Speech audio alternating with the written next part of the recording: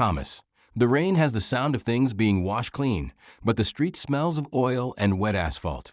I almost miss the sound, like a small thing that thinks it doesn't belong. A sob. High and honest. I find her under a torn umbrella, curled like a question.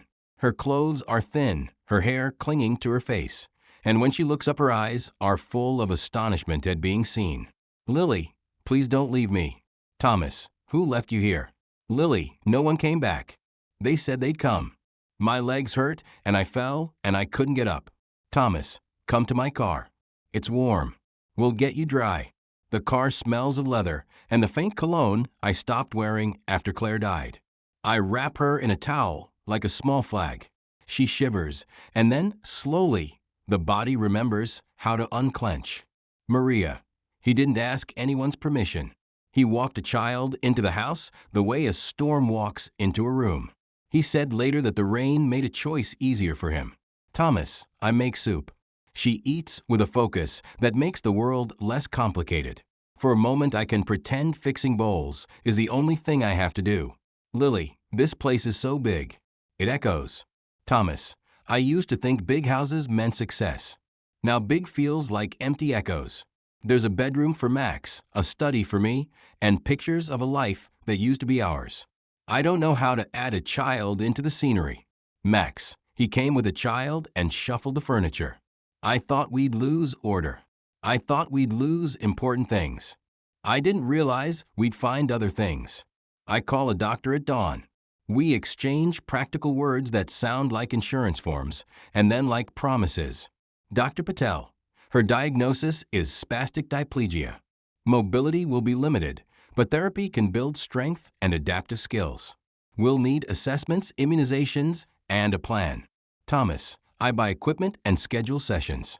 I sit through meetings where professionals speak in acronyms and then translate for me in plain terms. My company can buy anything, but not a quick fix for what a child needs. Maria, you should sign forms. You should call social services.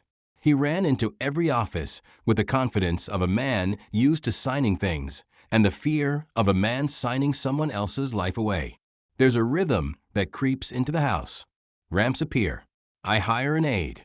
I adjust dinners around therapy times and school pickups. Max grumbles, then helps.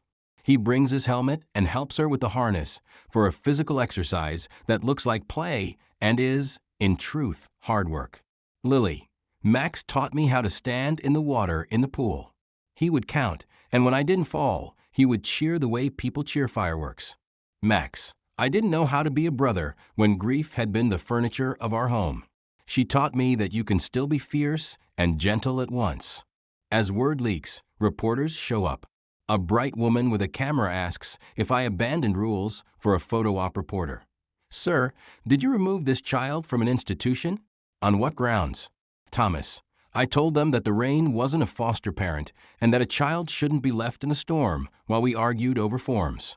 Their headlines make it look like a crusade. An aunt arrives a week later, breathless, claiming kin. I am grateful for family, but cautious of promises that come with nothing but good intentions. AUNT, I'm family. I can take her. I have a room. I have love. Thomas, love and a room are not the same as a plan.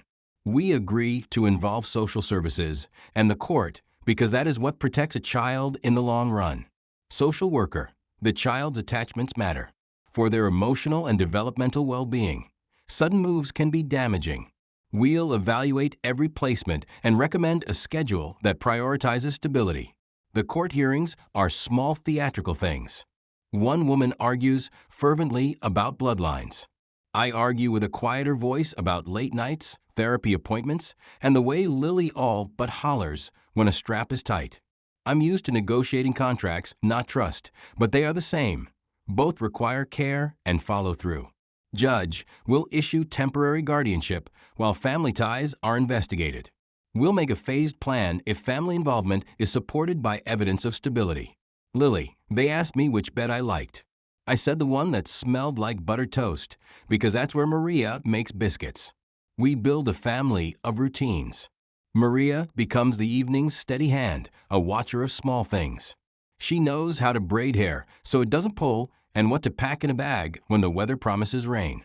Max learns to load the car with specialized braces and to insist that Lily takes her sweater. Days are full of therapy, little victories, and unexpected setbacks. A setback is the day Lily returns from a session exhausted and angry. She throws a cup, and the sound is an alarm. I hold her while she blames the sky and the world. Thomas, sometimes I don't know how to fix what hurts. I learned to be present when the answer was not a solution, but a shoulder. Dr. Patel, progress is rarely linear. Celebrate small wins. Ensure continuity. The child's emotional world must be accounted for alongside the physical. We begin to tell our story in the house. We read stories before bed, building vocabulary and trust one word at a time. Lily learns about planets and baking and the oddities of rhyming words. Max discovers a softness in himself he didn't know was there. I discover that schedules can be rewritten. Neighbors who once whispered now leave casseroles. A local foundation offers to pay for additional therapy. The world notices, and some people offer praise, others offer suspicion. Then the aunt returns with paperwork suggesting she has a claim. The court considers living arrangements, budget, and the child's attachments. We agree to a transition plan with supervised visits and regular check-ins.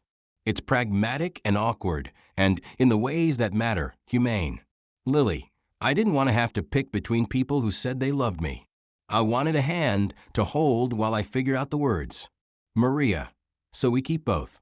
We make room for family and new arrangements that keep the child steady. We write plans and sign them with the hope they'll be kept. Seasons turn. Lily's gait strengthens. She learns to use adaptive devices that give her more freedom. She goes to school with an aide who knows when to stand back and when to step in. Max helps with homework and, more importantly, with laughter. Max, our first real victory was her skipping stones at the river. We thought they wouldn't go far, but one slid and skipped twice. We all screamed like it was the best thing we'd ever seen. There is a recital where Lily reads a poem she wrote about the rain. The poem is simple and brave. Lily, the rain came and I waited. Someone came with an umbrella and made a place to stand. Now I press my face to the glass and see people walking down the street, and I know the world can change. The applause is soft at first and then fills the hall. My chest swells in a way that feels like gratitude and fear stitched into one. The public narrative becomes less harsh, more curious. People ask how a man with means can change systems, what policies he supports. I find myself in boardrooms and charity events, not to boast, but to insist that networks exist to help families before they become crisis stories. Thomas, money can buy therapy and ramps. It cannot rewrite attachment. It can buy time, though. It can pay for the hours people need to be present. Maria, he spends his money on time, on therapists, on an aide that helps Lily at school. More than that, he spends his evenings. That is the currency children count. There are quiet nights when old grief returns, and I fear I'm still not whole enough to be everything she needs. I talk to Claire's picture and tell her about Lily the way you tell a secret into the dark. Thomas, I sometimes fail. I lose patience. I apologize. I learn a language of repair that is more important than the language of perfection. Years pass like careful stitches. Lily grows in small, miraculous ways. She learns to ride a specialized cycle at the park.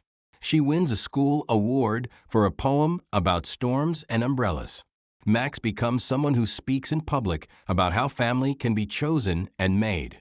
One afternoon, Lily asks me if I am her dad. Lily, are you my dad? Thomas, I hesitate because legally we are still deciding, but the truth is lived in kitchens and braces. I kneel and say yes, if you want me to be. Lily, I want you to be. We practice fatherhood in the small rituals, calling for help when a shoe is stuck, teaching how to bake, laughing at jokes that are only funny to us. The house that once echoed with absence now carries noise in the best sense. Maria, the richest thing he did wasn't buy anything. It was to rearrange his time. He learned that giving presents is harder than giving money. In time, the story people tell becomes simpler. They say a wealthy man found a girl in the rain and took her home. They'll add praise and question motives later, but the truth is quieter and more complicated. A man heard a child's cry and chose to stay. Max, when someone asks me how it started, I say it rained and someone walked over to help. It's not heroic. It's the right next thing. Lily, we didn't rescue each other. We learned how to fix the small things and hold the big ones together. The rain still comes. Sometimes it's fierce. Sometimes it's soft. Now when it falls, we go outside with umbrellas and laugh. We jump in the same puddles she once sat beside. The house fills with sound. Forks clinking, the dog patting, a television with a silly show, a piano someone is learning badly and happily. It's ordinary and brilliant. Thomas. If asked why I took her home, I say I heard a child cry in the rain, and my hands moved before my mind could argue. That is all. The lights dim, and we settle into the sound of the house. In the quiet, with a child asleep and a son growing brave, I realize that the richest ledger is not in my bank, but in the tender accounts we balance every day.